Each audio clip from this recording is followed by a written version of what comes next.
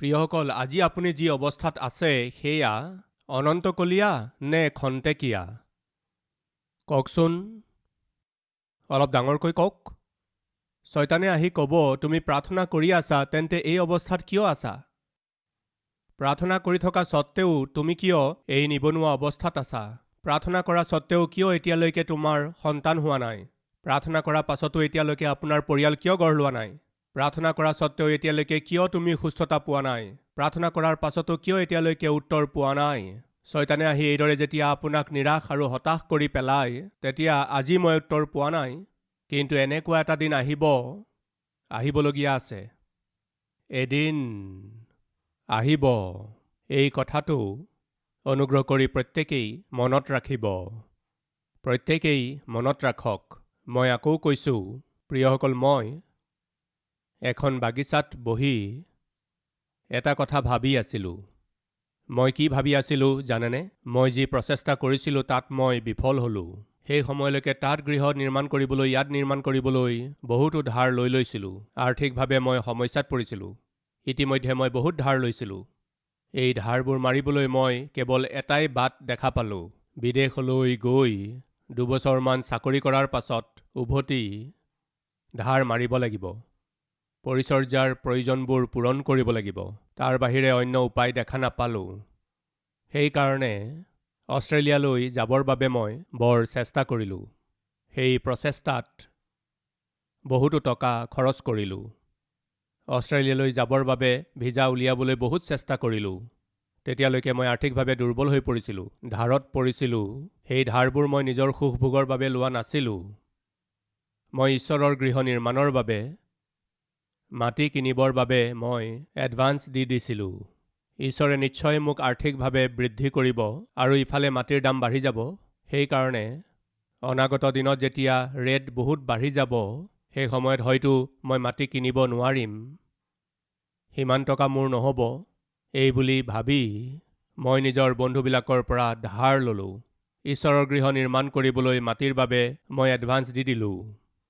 কিন্তু দিনে দিনে ধাৰ বাঢ়ি গ'ল আৰু ধাৰ মাৰিব নোৱাৰা নিচিনা অৱস্থাত যেতিয়া গৈ পালোঁ, যেনেকৈ হ'লেও ধাৰ মাৰিব লাগিব, কাৰণ তেওঁলোকৰ আগলৈ যাবলৈ আৰু তেওঁলোকক লগ পাবলৈ হ'লে তেওঁলোকৰ ধাৰবোৰ নমৰাকৈ তেওঁলোকক লগ ধৰাটো ঠিক নহয় বুলি ভাবি মই তেওঁলোকৰ পৰা আঁতৰি থাকিছিলোঁ। তেনেকুৱা সময়ত অষ্ট্ৰেলিয়ালৈ গ'লে আৰু কিছু সময় তাত চাকৰি কৰিলে মোৰ গোটেইবোৰ ধাৰ মাৰিব পাৰিম। মই কাৰো ওপৰত নিৰ্ভৰ নহৈ অলপ টকা উপাৰ্জন কৰি উভতি আহি এটা সুন্দৰ পৰিচৰ্যা আৰম্ভ কৰিম। নাজানো কিয় এনেকুৱা ভাৱ সেই সময়ত মোৰ মনলৈ আহিল। আকৌ ধাৰ লৈ সেই দেশলৈ যাবলৈ গোটেইবোৰ ব্যৱস্থা কৰিলোঁ। তাৰ পাছত মই যেতিয়া নিজৰ ভিজাৰ কাৰণে দিল্লীলৈ গ'লোঁ, অফিচলৈ গৈ যেতিয়া খবৰ কৰিলোঁ, তেতিয়া তেওঁলোকে ক'লে, আপোনাৰ ভিজা ৰিফিউজ কৰা হ'ল, ৰিজেক্ট হৈ গ'ল, অষ্ট্ৰেলিয়ালৈ যাব নোৱাৰিব। এই বুলি কৈ দিলে। মই বৰ আশাৰে দিল্লীলৈ গৈছিলোঁ। ভিজা পাই যাম বুলি ভাবিছিলোঁ, অষ্ট্ৰেলিয়ালৈ যাম বুলি ভাবিছিলোঁ। তাৰ কাৰণে মই বহুতো ধাৰ লৈছিলোঁ। এতিয়া মই কেনেকৈ হায়দৰাবাদলৈ আহিম? মই কেনেকৈ ধাৰবোৰ মাৰিম? এতিয়া ধাৰ মৰাটো বৰ টান হৈ পৰিছে। ধাৰ মাৰিবলৈ তেনেকুৱা একো উপায় দেখা পোৱা নাছিলোঁ। সেইদিনা মই নিজকে যেতিয়া চালোঁ, তেতিয়া 1%ও মই নিজৰ ধাৰবোৰ মাৰিব পাৰিম তেনেকুৱা আশা মোৰ ভিতৰত নাছিল। তেনেকুৱা সময়ত শয়তানে আহি মোক কি কৈছিল জানেনে? এতিয়া কি মুখ লৈ তুমি হায়দৰাবাদলৈ যাবা?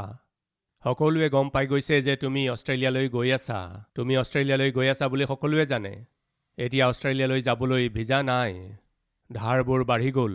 এতিয়া কেনেকৈ এই লাজক সহ্য কৰিব পাৰিব? কেনেকৈ এই ধাৰ মাৰিব পাৰিবা? তোমাৰ এতিয়া এটাই বাট আছে, আত্মহত্যা কৰা। ইয়াৰ বাহিৰে তোমাৰ আৰু অন্য কোনো উপায় নাই। এই বুলি শয়তানে মোক বৰ কষ্ট দি আছিল। তেতিয়া মই ভাবিলোঁ, আত্মহত্যা কৰিব লাগে, ঠিক আছে, কিন্তু যদি মই পৰিচৰ্যাত অসফল হৈ, আৰ্থিকভাৱে দুৰ্বল হৈ, বিশ্বাসত দুৰ্বল হৈ মই যদি আত্মহত্যা কৰোঁ, সেই কথা যেতিয়া সকলোৱে জানিব, ঈশ্বৰৰ অপমান হ'ব। সেইকাৰণে আত্মহত্যা এনেকৈ কৰিম যে মোৰ মৃতদেহো কোনেও যেন নাপায়। এইদৰে আত্মহত্যা কেনেকৈ কৰিব লাগিব এই বুলি যেতিয়া ভাবি আছিলোঁ, তাতেই মই ৰেড ফৰ্টটো দেখা পালোঁ। আগতে মই যেতিয়া সেই ৰেড ফৰ্টলৈ গৈছিলোঁ, লালকিল্লা বুলি যে কয় তাৰ কাষতে এটা বৰ ডাঙৰ পুখুৰী আছিল। সেই পুখুৰীটোৰ কথা মোৰ মনত পৰিল। সেই সময়ত মই কি আঁচনি কৰিছিলোঁ জানেনে? মই ডিঙিত এটা ডাঙৰ শিল বান্ধিম। সেই ডাঙৰ শিলটোৰে সৈতে মই সেই পুখুৰীটোত জাপ মাৰিব লাগিব। আৰু মই ডুবি যাম আৰু মোৰ মৃতদেহটো বাহিৰলৈ নাহিব। এই শিলটোৱে মোক ধৰি ৰাখিব। এইদৰে উপায় আছে। কি কৰিবৰ কাৰণে? আত্মহত্যা কৰিব লাগে, কিন্তু লাষ্টৰ বিষয়ে কোনেও জানিব নালাগে। এনেকুৱা ভাববোৰ আহি আছিল। য়েছ, এইটো ভাল আঁচনি। ডিঙিত এটা ডাঙৰ শিল বান্ধিব লাগিব। আৰু সেই লালকিল্লাৰ কাষত যিটো ডাঙৰ পুখুৰী আছে, সেই পুখুৰীটোত জঁপিয়াব লাগিব। মই এই অপমান সহ্য কৰিব নোৱাৰিম। মই এই ধাৰটো মাৰিব নোৱাৰিম। মোৰ সকলো শেষ। সকলো ধ্বংস হৈ গ'ল। প্ৰিয় ভাই ভনীসকল, আজি আমাৰ মাজত কোনোবা আছে নেকি যিয়ে এইবুলি ভাবিছে মোৰ সকলো শেষ, মই আৰু নোৱাৰিম, মই আৰু সহিব নোৱাৰোঁ, মই জয় কৰিব নোৱাৰিম, মই এই সমস্যাৰ পৰা ওলাই আহিব নোৱাৰিম, মই এই বেমাৰটোৰ পৰা ওলাই আহিব নোৱাৰিম, মোৰ সকলো শেষ। এনেকুৱা অৱস্থাত কোনোবা আমাৰ মাজত আছে নেকি? প্ৰিয়সকল, মন কৰিব। এনেকুৱা অৱস্থাৰ মাজেৰে মই গৈ এতিয়া মৰিব লাগিব, আত্মহত্যা কৰিব লাগিব, এইদৰে ভাবি থকাৰ সময়ত মোৰ ঈশ্বৰে মোক কথা ক'লে। কি ক'লে জানেনে? এনেকুৱা এটা দিন আহিবলগীয়া আছে। কি? এনেকুৱা এটা দিন আহিবলগীয়া আছে। বাছ ইমানেই। প্ৰিয় ভাই ভনীসকল, সেই এটা কথাই মোক জীয়াই ৰাখিলে আৰু ইয়ালৈকে লৈ আহিল। এই কথাটো আপুনি মনত ৰাখিব। এই কথাটো আপুনি নিজৰ হৃদয়ত লিখি ৰাখক। শয়তানে আহি আপোনাক যিমানেই পৰীক্ষা নকৰক, কষ্ট দিয়ক, যিমানেই অধিককৈ নিৰাশ কৰক, আপোনাৰ কাম হৈ গ'ল, এইদৰে তেওঁ আপোনাক ব্যাকুল কৰক, তেতিয়া আপুনি কি ক'ব জানেনে? য়েছ, তুমি যি কৈছা সেয়া সঁচা, সম্পূৰ্ণ সঁচা, সঁচা, কিন্তু এনেকুৱা এটা দিন আহিবলগীয়া আছে। মোৰ ঈশ্বৰে মোক অধিককৈ আশীৰ্বাদ কৰাৰ দিন আহিবলগীয়া আছে। যদি আপুনি সোধে, ব্ৰাদাৰ এয়া কেনেকৈ হ'ব পাৰে, তেতিয়া মই ক'ম, মোলৈ চালেই বুজি পাই যাব। কি? মোলৈ চালেই আপুনি বুজি পাই যাব। প্ৰিয়সকল, যোচেফৰ জীৱনত তেওঁ সপোনত দেখিছিল কিবা, ঈশ্বৰে কৈছিল কিবা, আৰু তেওঁৰ জীৱনত হৈ আছিল কিবা, সকলোবোৰ ওলোটা। তেওঁ যি আশা কৰিছিল, যি বিচাৰিছিল, তাৰ বিৰুদ্ধে যেতিয়া হৈ আছিল, সেই সময়ত তেওঁ নিজৰ ধাৰ্মিকতা কোনোপধ্যে এৰা নাছিল। কি এৰা নাছিল?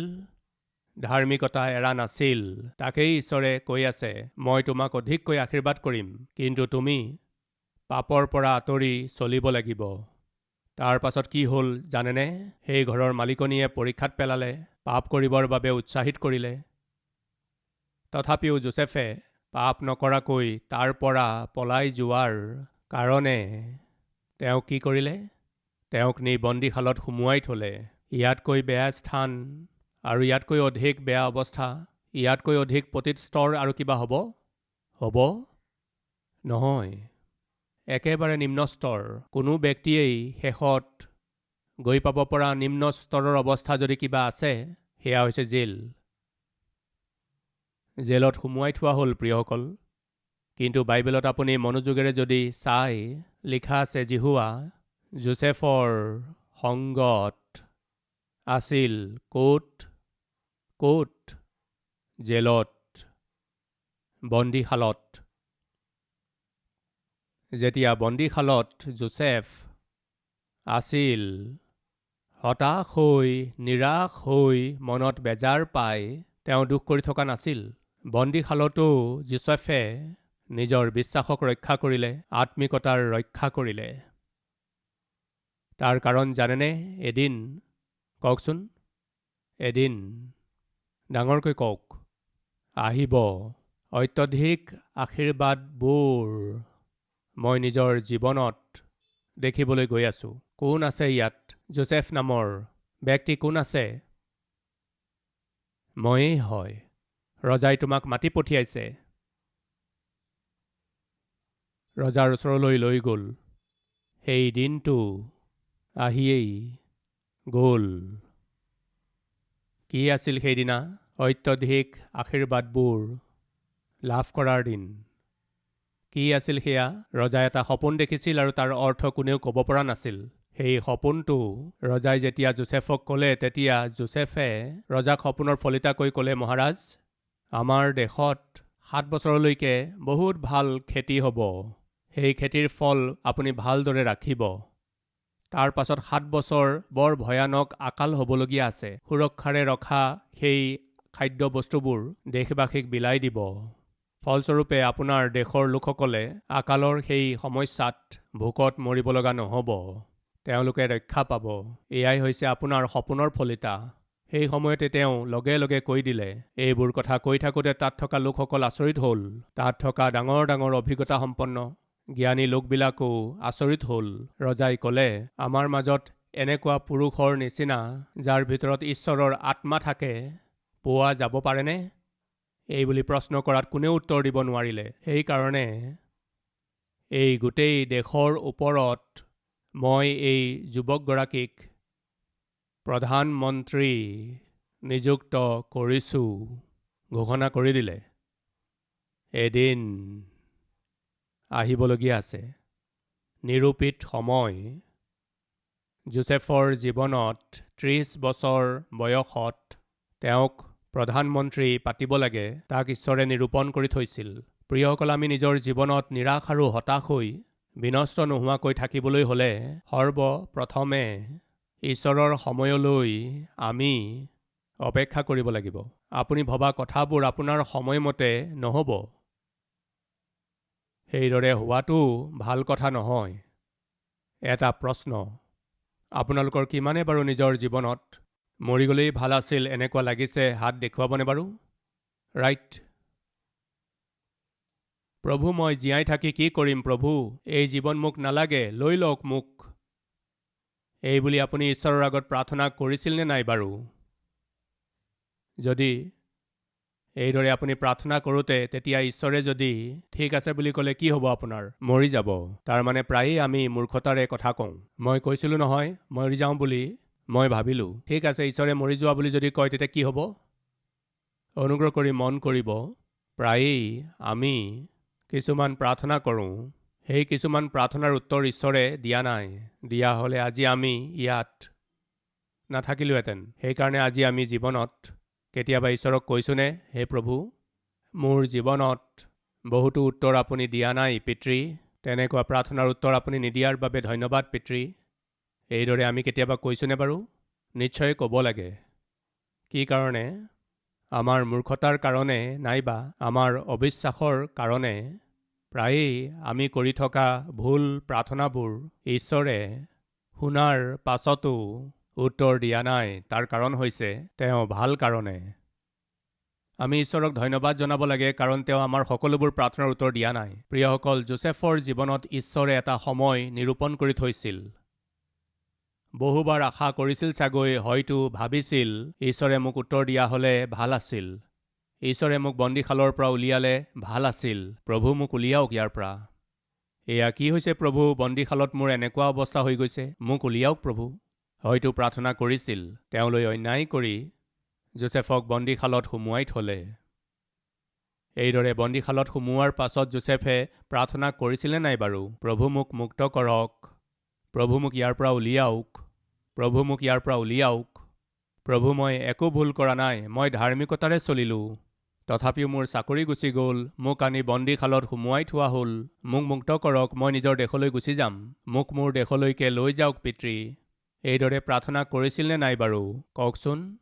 প্ৰাৰ্থনা কৰিছিল চাগৈ। কিন্তু তাত এনেকুৱা ঘটনা ঘটিছিল যে য'ত যোচেফ আছিল তাত ৰজাৰ আগত কাম কৰা এনেকুৱা দুজন দাস বন্দীশাললৈ আহিল। তেওঁলোকৰ মাজৰ এজনটো ৰজাৰ পাণপাত্ৰ ধৰোতা আছিল। ৰজাৰ আগলৈ খোৱা বস্তু লৈ গৈছিল আৰু আনজন সৈনিক আছিল। এই দুয়োজনে সপোন দেখিলে। সেই সপোনৰ অৰ্থ নুবুজি তেওঁলোক চিন্তাত পৰিছিল। যোচেফে তাৰ অৰ্থ ক'লে। এজনক ক'লে, তুমি দণ্ড পাবলগীয়া আছে, তুমি মৰিবলগীয়া আছে। সঁচাকেই তেওঁৰ কথাৰ দৰেই তেওঁক মাৰি পেলোৱা হ'ল। আৰু আনজন ব্যক্তিক ক'লে, তুমি শাস্তিৰ পৰা ৰক্ষা পাবা, তুমি আকৌ ৰজাৰ ওচৰলৈ গৈ পাণপাত্ৰ ধৰোতা হিচাপে আৰু খোৱা বস্তু আগবঢ়াই দিয়া লোক হিচাপে নিজৰ সেই কাম আগলৈ কৰি যাবা। সঁচাকৈ তেওঁ কোৱাৰ দৰেই তেওঁ আকৌ কাম পালে। তেওঁ যেতিয়া চাকৰি পাই গ'ল আৰু তেওঁ যাবলগীয়া আছিল, জোচেফে ক'লে, 1 মিনিট ৰ'বাচোন, মই যেনেকৈ ক'লোঁ তেনেকৈ তোমাৰ জীৱনত হ'লনে? হয়, যেনেকৈ কৈছিলা তেনেকৈয়ে হৈ গ'ল। তুমি চাকৰি পাবা বুলি কৈছিলোঁ, পালা নহয়? হয়, পাই গ'লোঁ। তুমি যেতিয়া নিৰাশ আৰু হতাশ হৈ আছিলা, মই তোমাক আশা দিছিলোঁ নহয়? হয়, তোমাৰ কাৰণেই মোত আশা উৎপন্ন হ'ল। তেন্তে শুনা, তোমালৈ এটা নিবেদন। কোৱা, কি কথা? ৰজাৰ ওচৰলৈ গৈ মোৰ বিষয়ে ক'বা, মই একো অপৰাধ কৰা নাই। তাৰোপৰি এই দেশ মোৰ নহয়, মই মিছৰৰ নহয়।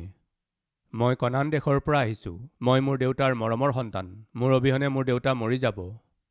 দয়া কৰি এই বন্দীশালৰ পৰা মোক মুক্ত কৰিবলৈ এবাৰ ৰজাক ক'বাচোন, এই বুলি ৰিকুৱেষ্ট কৰিলে। সেই পাণপাত্ৰ ধৰোতাজনে নিশ্চয় মই ৰজাক ক'ম এই বুলি গুচি গ'ল। প্ৰিয়সকল, কওকচোন, তেওঁ যোৱাৰ পাছত নিশ্চয় জোচেফে আশা কৰিবনে নাই বাৰু? কালি পৰহি মই ইয়াৰ পৰা মুক্ত হৈ যাম। কালি বা পৰহি মই নিশ্চয় এই বন্দীশালৰ পৰা, এই দুখৰ পৰা, এই সমস্যাবোৰৰ পৰা বাহিৰলৈ ওলাই যাম। মই আশা কৰা মতে মই নিজৰ পিতৃৰ ওচৰলৈ যাম, নিজৰ লোকসকলৰ ওচৰলৈ যাম। আকৌ মই নিজৰ পিতৃৰ সৈতে, পৰিয়ালৰ সৈতে আনন্দেৰে থাকিম। এনেকুৱা সপোন দেখিলে। এদিন পাৰ হৈ গ'ল, এসপ্তাহ পাৰ হৈ গ'ল, 1 মাহ পাৰ হৈ গ'ল, এবছৰ পাৰ হৈ গ'ল। বৰ আশাৰে তেওঁ বাট চাই আছিল চাগৈ, উত্তৰ পাম, কিন্তু নাপালে। 1.5 বছৰ পাৰ হৈ গ'ল, উত্তৰ নাপালে। 2 বছৰ পাৰ হৈ গ'ল। কিমান যে নিৰাশ হৈছিল চাগৈ। অপেক্ষা কৰি থাকিল, উত্তৰ নাপালে। ঠিক 2 বছৰ সময় পাৰ হৈ যোৱাৰ পাছত, মই এতিয়া কৈছিলোঁ নহয়, কোন আছে ইয়াত? জোচেফ নামৰ ব্যক্তি কোন আছে? ময়েই। ৰজাই মাতিছে, গ'ল। সপোনৰ ফলিতা ক'লে আৰু তেওঁ প্ৰধানমন্ত্ৰী হৈ সিংহাসনৰ ওপৰত বহিল। এতিয়া মন দি শুনিব। আমি যেতিয়া প্ৰাৰ্থনা কৰোঁ, তেতিয়া আমি কি বিচাৰোঁ জানেনে? প্ৰভু, মোক উত্তৰ দিয়ক। প্ৰভু, এই দুখ দূৰ কৰক। প্ৰভু, মোক প্ৰমোচন দিয়ক। প্ৰভু, মোক চাকৰি দিয়ক। প্ৰভু, সন্তান দিয়ক। প্ৰভু, আপুনি কি প্ৰাৰ্থনা কৰি আছে মই নাজানো। এইদৰে প্ৰাৰ্থনা কৰি থাকোঁতে আপুনি বিচাৰে যে ঈশ্বৰে উত্তৰ দিব লাগে আৰু সেয়া লগে লগে দিব লাগে। তাৰ মানে যি সময়ত আপুনি বিচাৰিছে, আপোনাৰ পচন্দৰ সময়ত, আপোনাৰ অনুকূল সময়ত ঈশ্বৰে উত্তৰ দিয়াটো আমি বিচাৰোঁ। যদি ঈশ্বৰে সঁচাকৈয়ে আপোনাৰ সময়মতে উত্তৰ দিয়ে, কি হ'ব জানেনে? কিমান হানি হ'ব জানেনে? আপুনি কিমান হেৰুৱাব জানেনে? আপুনি বুজি পোৱাকৈ কৈছোঁ। প্ৰিয়সকল, জোচেফে বন্দীশালৰ পৰা ওলাই যোৱা সময়ত পাণপাত্ৰ ধৰোতাক ক'লে, এবাৰ মোৰ বিষয়ে ৰজাক ক'বাচোন। নিশ্চয় ক'ম। কালিয়েই কৈ দিবা, নাইবা এসপ্তাহৰ ভিতৰত কৈ দিবা। নিশ্চয় ক'ম। আমি কল্পনা কৰোঁ, এই পাণপাত্ৰ ধৰোতাজন যোৱাৰ পাছত এসপ্তাহমান তেওঁ ছেটেল হোৱাৰ পাছত মহাৰাজ এটা কথা ক'বলৈ আছে। কি কথা? মহাৰাজ, মই বন্দীশালত এটা সপোন দেখিছিলোঁ। সেই সপোনটোৰ অৰ্থ এজন যুৱকে মোক ক'লে মই মুক্তি পাম। কেনেকৈ ক'লে? সেই ব্যক্তিজনত ঈশ্বৰৰ আত্মা আছে, সেইকাৰণে তেওঁ ক'ব পাৰিলে। মহাৰাজ, মোৰ এটা নিবেদন আছে। কি নিবেদন? আচলতে তেওঁ একো অপৰাধ কৰা নাই আৰু একো পাপ কৰা নাই। তাৰোপৰি তেওঁ এগৰাকী বিদেশী, পৰদেশী। অন্যায়েৰে তেওঁক বন্দীশালত সুমুৱাই থোৱা হৈছে। তেওঁৰ এজন বৰ বুঢ়া দেউতাক আছে, যিয়ে এওঁক বৰ মৰম কৰে। এওঁ নহ'লে তেওঁৰ দেউতাক মৰি যাব। এই যুৱকজন বৰ দুখত আছে। আচলতে তেওঁ একো অপৰাধ কৰা নাই। তেওঁক অন্যায়েৰে বন্দীশালত সুমুৱাই থোৱা হৈছে। মহাৰাজ, অনুগ্ৰহ কৰি মোৰ নিবেদন শুনি সেই যুৱকজনক বন্দীশালৰ পৰা মুক্ত কৰি তেওঁক নিজৰ দেশলৈ পঠিয়াই দিয়ক। প্লিজ মহাৰাজ। ধৰক এইদৰে তেওঁ কৈছিল। তেওঁ তালৈ গৈ পোৱাৰ এসপ্তাহৰ পাছত ধৰক কৈ দিলে আৰু ৰজাই ঠিক আছে বুলি কৈ, শুনা, বন্দীশালত এজন যুৱক আছে জোচেফ নামৰ, তেওঁক মুকলি কৰি দিয়া, তেওঁক তেওঁৰ দেশলৈ পঠিয়াই দিয়া, এই বুলি আদেশ দিলে বুলি ধৰি লওক। এসপ্তাহৰ ভিতৰতেই। আৰু জোচেফে যেনিবা মুক্তি পালে, বন্দীশালৰ পৰা মুকলি হৈ গ'ল। এতিয়া তুমি দাস নহয়, তুমি নিজৰ দেশলৈ গুচি যোৱা, এই বুলি ক'লে বুলি যেনিবা ধৰি ল'লোঁ। এতিয়া জোচেফ বন্দীশালৰ পৰা বাহিৰলৈ আহিল আৰু তেওঁ ইয়াত থাকিবৰ প্ৰয়োজন নাই। তেওঁ পোনে পোনে কলৈ আহিল? বাপেকৰ ঘৰলৈ আহি গ'ল।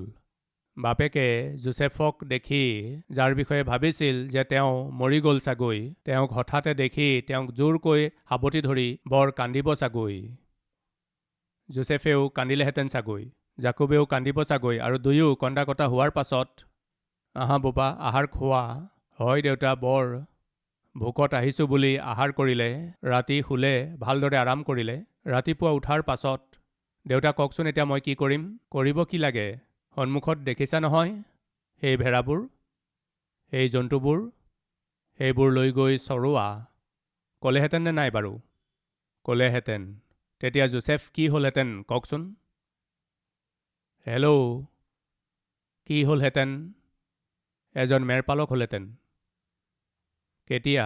আশা কৰিলে সময় অনুসাৰে তেওঁ উত্তৰ পাই যোৱা হ'লে তেওঁ এজন ভেড়াৰখীয়া হৈ থাকিলেহেঁতেন। এসপ্তাহত বা দুসপ্তাহত তেওঁ উত্তৰ পাই যোৱা হ'লে তেওঁ পোনে পোনে ঘৰলৈ গুচি গ'লহেঁতেন আৰু এজন ভেড়াৰখীয়া হ'লহেঁতেন।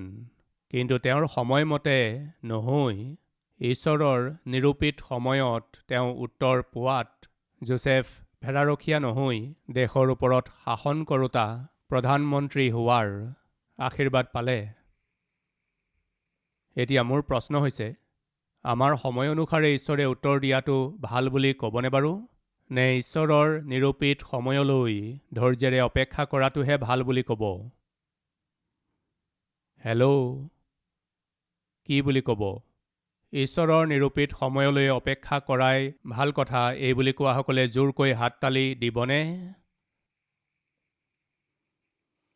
সেইকাৰণে মই কৈছোঁ, শয়তানে আমাৰ বিশ্বাসৰ জীৱনত, বিশ্বাসৰ যাত্ৰাত আমাক নিৰাশ আৰু হতাশ কৰিবৰ বাবে, আমাক ব্যাকুল কৰিবৰ বাবে, আমি যাতে নিজকেই ঘিণ কৰোঁ আৰু যাতে আমি ঈশ্বৰৰ ওপৰত খং কৰোঁ, আমাৰ জীৱনটোক ঈশ্বৰৰ পৰা আঁতৰ কৰি নিয়াৰ প্ৰক্ৰিয়াত সি কৰা সকলোবোৰ কামৰ সন্মুখীন হ'বলৈ হ'লে আমি বিশেষভাৱে, আপুনি যেতিয়া ঈশ্বৰৰ আগত প্ৰাৰ্থনা কৰে, নিবেদন কৰে, যেতিয়া উত্তৰ পাবলৈ বিচাৰে, যেতিয়া আপুনি নাপায়, যেনেকৈ মই ক'লোঁ, বেয়া বেয়া চিন্তাবোৰ আহে, মোৰ সকলো শেষ হ'ল, জীৱনত আৰু ভাল দিন দেখা নাপাম, এতিয়া জীয়াই থকাই ব্যৰ্থ কথা, এতিয়া মৰি যোৱাই ভাল, এই সকলোবোৰ শয়তানে অনা ভাৱনা। কিন্তু আপুনি মই এটা বৰ গুৰুত্বপূৰ্ণ সত্য জানিব লাগে, সেয়া হৈছে এদিন আহিবলগীয়া আছে। সেইদিনা নহালৈকে আমি কি কৰিব লাগে? ডাঙৰকৈ কওক। বিশ্বাসত দুৰ্বল নহৈ, হতাশ নহৈ, ঈশ্বৰৰ ফালে চাই চাই সেই দিনটোৰ বাবে আমি অপেক্ষা কৰিব লাগে। ফলস্বৰূপে অত্যধিক আশীৰ্বাদ আমি নিজৰ জীৱনত দেখা পাম। বিশ্বাস কৰাসকলে মোৰ সৈতে একেলগে প্ৰাৰ্থনা কৰিবনে?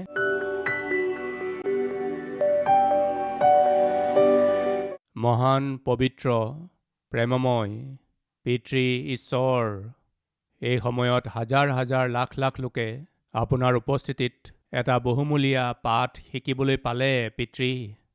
সিঁচি দিয়া হোৱা এই বাক্যই প্ৰত্যেকৰে হৃদয়ত ফল ধৰিব লাগে। বহুবাৰ আমি কৰা প্ৰাৰ্থনাৰ উত্তৰ পাওঁতে পলম হ'লে তাক আধাৰ কৰি লৈ শয়তানে পিতৃ আমাৰ বিশ্বাসক আমি যাতে হেৰুৱাই পেলাওঁ, আমি যাতে আপোনাৰ পৰা দূৰ হৈ যাওঁ, আমি যাতে আপোনাক এৰি দিওঁ, সি কোৱা মতে আমি যাতে পাপ কৰ্মবোৰ কৰি থাকোঁ, তালৈ সি আমাক উচতায়, সি আমাক নষ্ট কৰে। আমাক ক্ষমা কৰক পিতৃ, ক্ষমা কৰক পিতৃ। আপুনি যি প্ৰতিজ্ঞা আমালৈ কৰিছে সেয়া আমাৰ জীৱনত সিদ্ধ হ'বলৈ হ'লে আমি ধাৰ্মিকতাৰে চলিব লাগিব। এই আজ্ঞাকেই পিতৃ আপুনি আব্ৰাহামক দিছিল।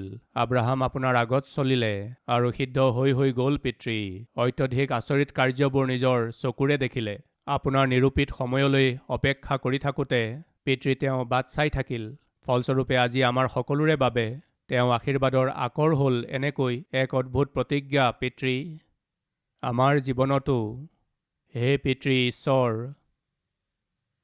আপুনি দিছে, যি প্ৰতিজ্ঞা আপুনি কৰিছে পিতৃ, সেই প্ৰতিজ্ঞা সিদ্ধ কৰিবৰ কাৰণে আপুনি সামৰ্থ্যশালী ঈশ্বৰ হয় কাৰণে সেই প্ৰতিজ্ঞা পাবৰ বাবে ধৈৰ্যেৰে আপোনাৰ সময়লৈ অপেক্ষা কৰি কৰি উপচি পৰাকৈ যাতে আমি আশীৰ্বাদ পাওঁ, এনে অনুগ্ৰহ কৰক। যীশুৰ নামত মাগিছোঁ পিতৃ, आमेन। हमारा address Calvary, post box number 30, Kukatpally, Hyderabad 72।